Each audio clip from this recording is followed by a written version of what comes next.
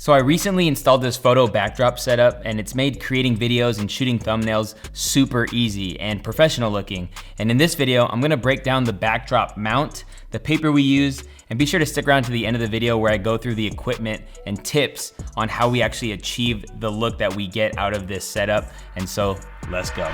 You gotta just press record. Hey, what's up? It's Omar Zakori with Think Media, helping you build your influence with online video. And on this channel, sometimes we do tech gear reviews, as well as YouTube home studio setup ideas, just like this one. So if you're new here, consider subscribing. So the first thing is the mount, and this is what you would call a photo backdrop mount. And we'll make sure we post links to everything mentioned in this video down in the description. But starting with the mount system, you can easily get by with stands. The only thing is that does take up more space, and then you would have to set it up and tear it down every time.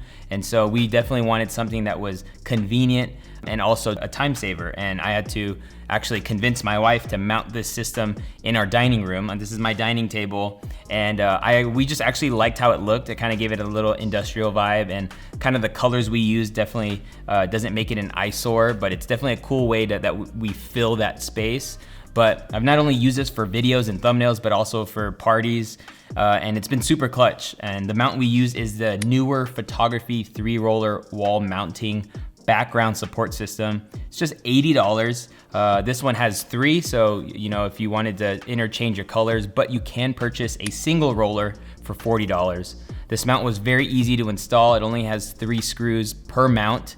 And so we just anchored the screws into the wall and it was good to go. And just a note, if you don't have super high ceilings, you can actually put this mount on your ceiling. And so because having the 3-roller setup takes up more height, and I would imagine having a lower ceiling, you're gonna actually show off the other rolls, which you don't always wanna do. My friend did that in his office and it looks super great. So just something to take into consideration when you wanna mount this. It might be on your wall, or you might wanna mount it on your ceiling. They use these plastic rope pulleys to bring up and down the paper. I'm actually considering potentially buying new colors just to keep it all consistent, but the ones that it come with, it isn't terrible. And as far as the width goes, these mounts will work for whatever width paper you find yourself using. So that's super helpful. There's not a different type of mount you need to get. And the photo paper we actually use is a 9-foot, it's called Savage photo paper. Sounds pretty cool brand.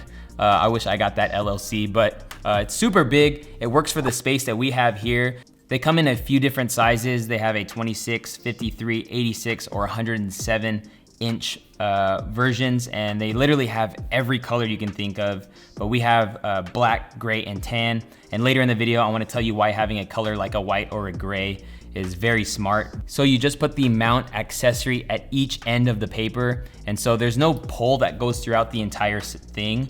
This actually makes swapping out colors, even if you have more than the 3 colors hanging up, makes it super easy. But something to note too is just buying these backdrops online could be more pricey than if you actually went to a local photography store in your city. Also, you can save money going that way, because for some reason, I think obviously probably the shipping aspect of things might be why it's a little bit more pricey buying it online.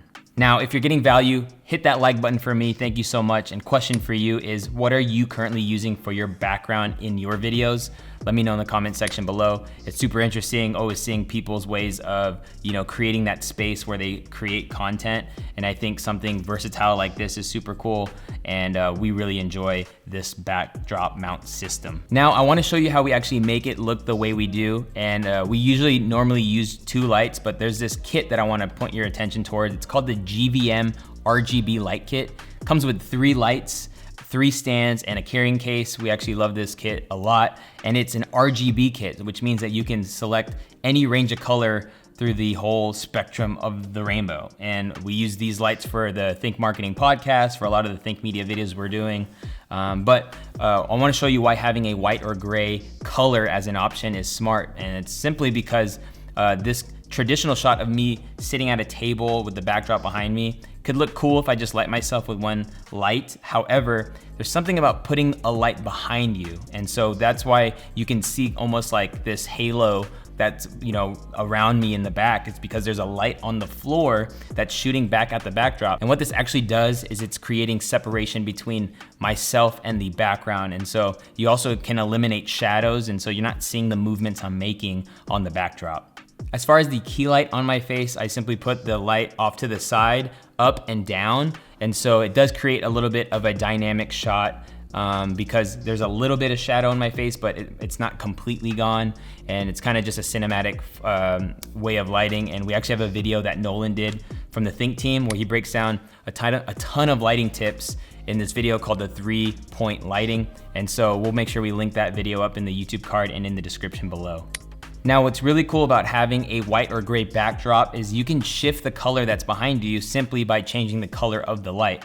And the coolest thing about that is, you know, if you're doing thumbnails or even if you just want to switch up the vibe, you could simply cast a different color behind you, almost making it look like you have every color of paper. And so I think this is a super cool hack because a lot of people are super impressed by the thumbnails we've been producing, but most of the time we're literally just casting a certain color light on my gray color backdrop paper and then, you know, intensifying that in post. But more than anything, it's kind of like magical, but definitely want to look into having a white or gray backdrop if you're choosing a few different colors. So that is our simple backdrop setup. And I think if you're doing talking head videos, gaming or tutorials, or even if you just want to level up your thumbnails, having something like this is so versatile and can make your stuff look super legit. And so make sure you check out the links in the description below. But having this isn't enough. I think knowing about lighting could definitely level up your videos as well. So if you want to check out a playlist on